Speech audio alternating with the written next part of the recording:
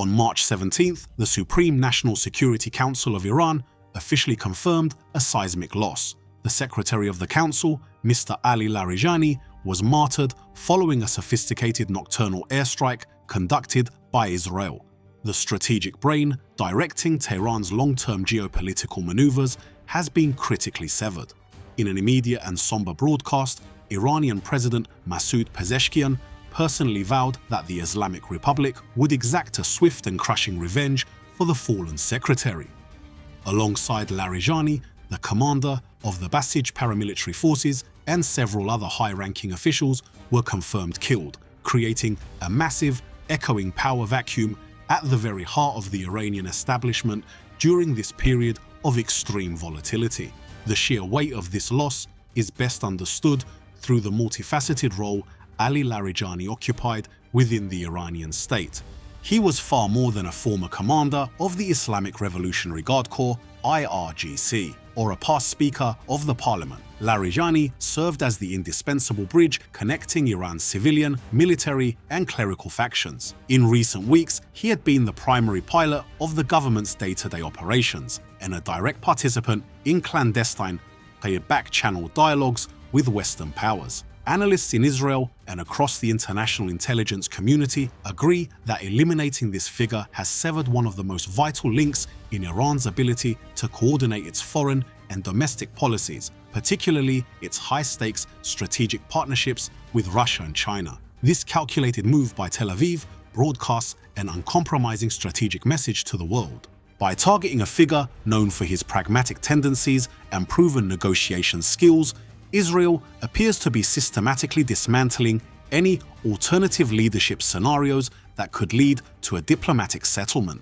According to experts at the European Council on Foreign Relations, Prime Minister Benjamin Netanyahu may be seeking to incinerate any remaining opportunities for a ceasefire process between the United States and Iran. When the seasoned actors capable of navigating complex international diplomacy are removed from the board, the door to peaceful resolutions slams shut, leaving only the path of direct, brutal, and scorched-earth military confrontation.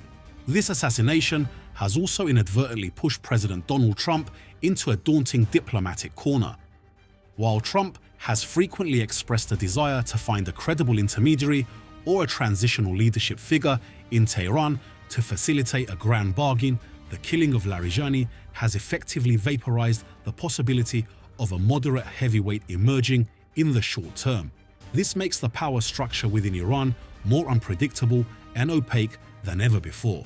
As the figures capable of balancing competing internal factions disappear, they are being rapidly replaced by hardline elements and ultra-conservative groups within the command apparatus, who view compromise as a form of national betrayal. Sociological and military experts suggest that the death of a top-tier security official in the very heart of Tehran may also trigger a crisis of public confidence regarding the security establishment's ability to protect the nation's elite. In a context of suffocating international pressure and escalating kinetic warfare, internal stability is a survival pillar for the Iranian regime. Losing a symbolic titan like Ali Larijani not only cripples the decision-making process, but also casts a long shadow of uncertainty over the country's entire political landscape. As the Israeli military continues to signal that even the new supreme leader, Mojtaba Khamenei, is a legitimate target, we are witnessing an all-in gamble where leadership decapitation has become the primary mechanism to collapse the system from within. Following the death of Ali Larijani, the Islamic Revolutionary Guard Corps has discarded its usual mask of strategic patience. Tehran has officially announced a lightning strike response, accompanied by a menacing declaration that the enemy's skies will soon become brighter than ever before. This is not mere rhetorical bluster. It marks the commencement of a massive retaliatory campaign codenamed Operation True Promise 4.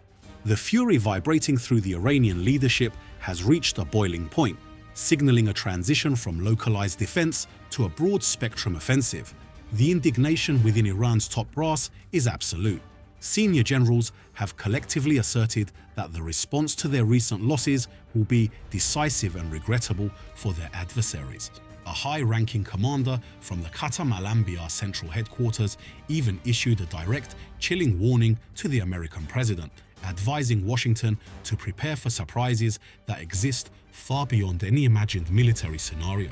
From Tehran's perspective, this path of confrontation will not end until the enemy is forced into a state of total surrender.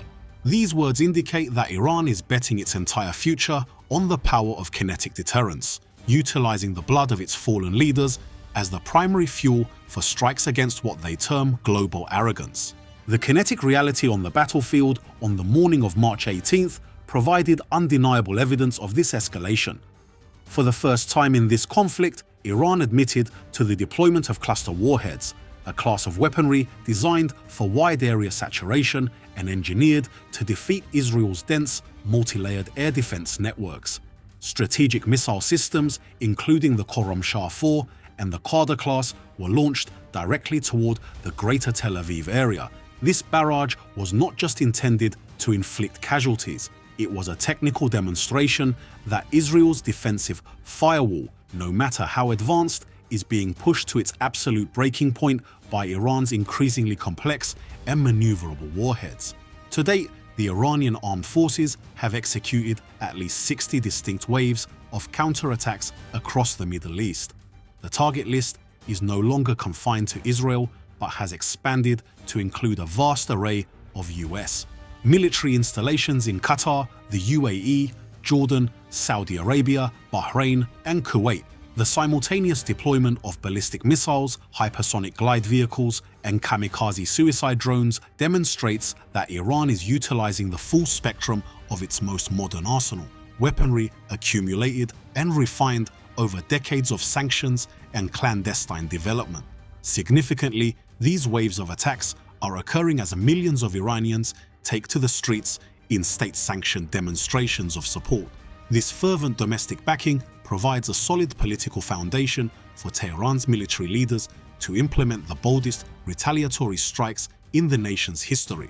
Observers analyze that Iran's current strategy is to inflict a level of damage so profound, both in terms of economic cost and human life, that the United States and Israel are forced to reconsider the staggering price of continuing this war. However, this great game is entering a phase of extreme danger. With both sides asserting that the other cannot impose defeat, the space for traditional diplomacy has been completely suffocated by the smoke of missiles and the hum of drones. The surprises threatened by Iranian generals could manifest in any form, from a total blockade of global shipping lanes to the activation of dormant proxy fronts across the entire region. Clearly, the Middle East is standing on the precipice of a long and volatile night, where the bright skies promised by Tehran serve as a grim omen for a catastrophic humanitarian and geopolitical tragedy. The current conflict proves that a massive defense budget does not automatically guarantee the submission of an adversary trained in the art of asymmetric warfare. While the opening strikes by the US-Israeli coalition showcased overwhelming technological power and surprise, the conflict's entry into its third week sees Washington showing signs of strain against a nation with far humbler financial resources. The secret lies in Tehran's refusal to engage in traditional air-to-air combat, where its aging fleet would be decimated, choosing instead to rely on two steel pillars: ballistic missiles and unmanned aerial vehicles, UAVs. To counter superior Western technology, the IRGC has operationalized a strategy known as Mosaic Decentralized Defense. This is an incredibly intricate command network that disperses weapons and tactical units across all 31 provinces of Iran. This organizational structure ensures that even if the highest leadership is neutralized or central command hubs are leveled, localized units can function autonomously and maintain a consistent tempo of counterattacks. The overlap between state aerospace industries and independent military research centers has allowed Iran to maintain one of the region's largest arsenals despite devastating preemptive strikes. Another critical aspect of their resilience is tactical flexibility. After the initial days of high-volume launches designed to overwhelm defense systems, the Iranian military has shifted to a drizzle tactic, continuous, small-scale attacks that persist for hours or even days. This is designed not only to inflict psychological fatigue, but to strike directly at the alliance's treasury. Military experts call this fighting the expensive with the cheap. Consider this: a Shahed UAV costs between $20,000 and $50,000. Yet to shoot it down, the US and Israel must deploy interceptors like the Patriot, THAAD, or Arrow 3, which carry price tags ranging from $3 million to $12 million per launch. This staggering cost disparity is creating a daunting economic equation for Washington. While the adversary can mass-produce tens of thousands of low-cost drones to sustain a long-term war of attrition, the coalition's stockpile of expensive interceptors is finite and requires significant time to replenish. Iran's willingness to accept technological disadvantages in exchange for economic sustainability is the reason why the conflict, now in its third week, shows no signs of de-escalation. It has forced the world's leading military powers to proceed with extreme caution against an opponent ready to be stubborn to the very end.